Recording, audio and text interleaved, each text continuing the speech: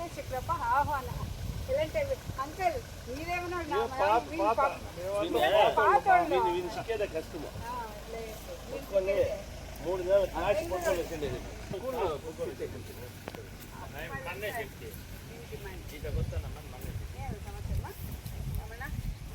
మాకు ట్రీటు ఏమీ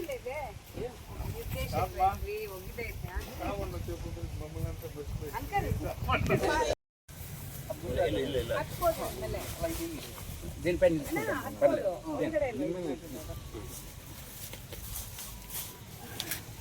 అక్కడి నుంచి వేద్దాం ఆడేద్దాం పూజ సామాన్ కూడా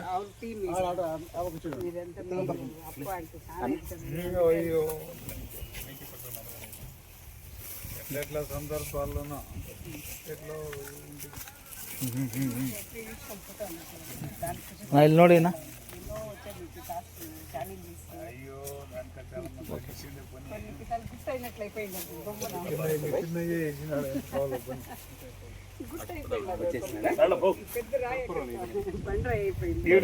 తలసి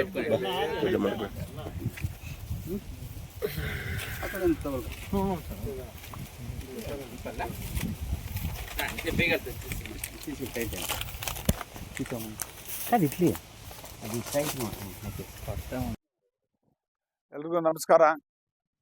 ಈ ದಿನ ದಿವಂಗತ ಶ್ರೀ ಅಲಂಗೂರು ಶ್ರೀನಿವಾಸರವರ 14ನೇ ಪುಣ್ಯತಿಥಿ ಆಚರಿಸ್ತಾ ಇದ್ದೀವಿ. ಏನು ನಮ್ಮ ನಾಯಕರಾದಂಥ ಅಲಂಗೂರು ಶ್ರೀನಿವಾಸರವರು ಬಹಳ ವರ್ಷಗಳಾದರೂ ಕೂಡ ಅವರ ನೆನಪು ಅವರ ನಮ್ಮ ಮನಸ್ಸಿನಲ್ಲಿ ಮತ್ತು ಅವರು ಮಾಡಿರುವಂಥ ಕಾರ್ಯಗಳು ಶಾಶ್ವತವಾಗಿ ಮುಳಬಾಗಿಲು ತಾಲೂಕಿನಲ್ಲಿ ನಿಂತೋಗಿರೋದನ್ನು ಪ್ರತಿಯೊಬ್ಬರು ತಿಳ್ಕೊಂಡಿದ್ದಾರೆ. ಮಾನ್ಯ ಅಲಂಗೂರು ಶ್ರೀನಿವಾಸರವರು PLD ಬ್ಯಾಂಕ್ ಅಧ್ಯಕ್ಷರಾಗಿದ್ದಾಗ ಅನೇಕ ಜನರಿಗೆ ಬಡಬಗ್ಗರಿಗೆ ಸಾಲಗಳನ್ನು ನೀಡಿರ್ತಕ್ಕಂಥದ್ದು ಮತ್ತು TAPSMSನ್ನು ಒಳ್ಳೆಯ ಒಂದು ಇದಕ್ಕೆ ತೆಗೆದುಕೊಂಡು ಹೋಗ್ತಕ್ಕಂಥದ್ದು. ಇದಲ್ಲದೆ ಶಾಸಕರಾಗಿದ್ದಾಗ ಮತ್ತು ತಾಲೂಕಿನಲ್ಲಿ ಕರ್ನಾಟಕ ಸರ್ಕಾರದ ಪೌರಾಡಳಿತ ಸಚಿವರಾಗಿ ತೋಟಗಾರಿಕಾ ಸಚಿವರಾಗಿ ಅವರು ಮಾಡಿರ್ತಕ್ಕಂಥ ಕೆಲಸಗಳೇನಿದೆ ಅದೆಲ್ಲ ಕೂಡ ಶಾಶ್ವತವಾಗಿ ನಿಂತಿರ್ತಕ್ಕಂಥ ಕೆಲಸಗಳು. ಇವತ್ತಿನ ದಿವಸ ತಾಲೂಕಿನಲ್ಲಿ ಎಲ್ಲಿ ಸ್ಕೂಲುಗಳಿದೆಯೋ ಸರ್ಕಾರಿ ಶಾಲೆಗಳಲ್ಲಿ ಎಲ್ಲಿ ಸರ್ಕಾರಿ ಶಾಲೆಗಳಿಗೆ ತಾಲೂಕಿನಾದ್ಯಂತ ಎಲ್ಲ ಕಡೆ ಕಟ್ಟಡಗಳನ್ನು ಕಟ್ಟಿರುವಂಥ ಕೀರ್ತಿ ನಮ್ಮ ಶ್ರೀ ದಿವಂಗತ ಅಲಂಗೂರು ಶ್ರೀನಿವಾಸ ಅವರ ಹೆಸರಿಗಿದೆ. ಹಾಗೆಯೇ ತಾಲೂಕಿನ ಎಲ್ಲ ಊರಿನಲ್ಲಿ ಕೂಡ ಡೈರಿಗಳು ಮಾಡಬೇಕು ಅಂತ ಅವರ ಆಸೆ ಆಗಿತ್ತು.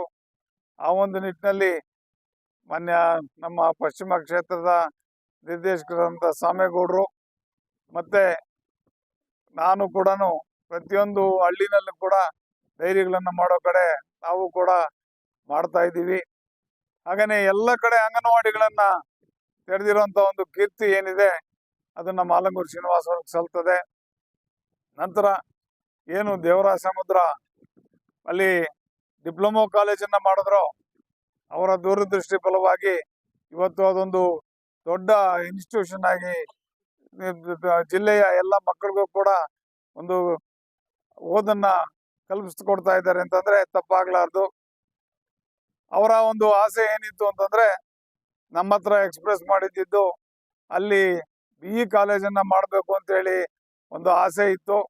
ಆದರೆ ದುರದೃಷ್ಟವಶಾತ್ ಅದು ಇನ್ನೂ ಕೈಗೂಡಿಲ್ಲ. ಮುಂದಿನ ದಿನಗಳಲ್ಲಾದರೂ ಅದನ್ನು BE ಕಾಲೇಜನ್ನಾಗಿ ಉನ್ನತೀಕರಿಸಬೇಕು ಅಂತೇಳಿ ನಾನು ನಮ್ಮ ಶಾಸಕರಲ್ಲಿ ಕೂಡ ಮತ್ತು ಕರ್ನಾಟಕ ಸರ್ಕಾರವನ್ನು ಕೂಡ ಆಗ್ರಹ ಮಾಡ್ತಾ ಇದ್ದೀನಿ. ಏನು ಅಲಂಗೂರು ಶ್ರೀನಿವಾಸ ಅವ್ರನ್ನ ಕಳ್ಕೊಂಡು ನಿಜಕ್ಕೂ ಕೂಡ ಅವರ ಅಭಿಮಾನಿಗಳೇ ಅಲ್ಲ ನಾವು, ಅವರ ಒಂದು ಹಿಂಬಾಲಕರಾಗಿದ್ದು ಕೂಡ ಅವರ ಅಕಾಲಿಕ ನಿಧನ ನಮಗೆ ತುಂಬಲಾರದಂಥ ಒಂದು ನಷ್ಟ ಆಗಿದೆ. ಆ ಒಂದು ನಿಟ್ಟಿನಲ್ಲಿ ಇವತ್ತು ಅವರ ಒಂದು ಪುಣ್ಯತಿಥಿ ನೆರವೇರಿಸ್ತಾ ಇದ್ದೀವಿ. ಅವರ ಒಂದು ಆತ್ಮಕ್ಕೆ ಭಗವಂತ ಶಾಂತಿ ಕೊಡ್ಲಿ ಅಂತ ಹೇಳ್ತಾ ನನ್ನ ಎರಡು ಮಾತನ್ನ ಮುಗಿಸ್ತಾ ಇದ್ದೀನಿ.